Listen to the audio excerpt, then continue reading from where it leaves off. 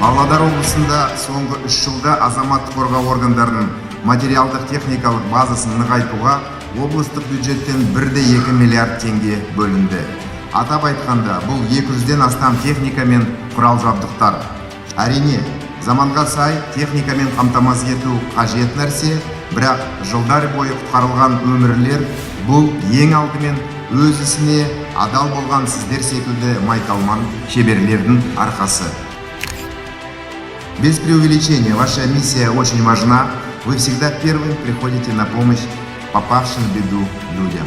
Своей храбростью и стойкостью вы каждый день доказываете, что среди спасателей нет случайных людей. Для вас это настоящее призвание. В этот замечательный праздничный день хочу от имени всех наших земляков выразить вам огромную благодарность за каждодневный героизм и труд.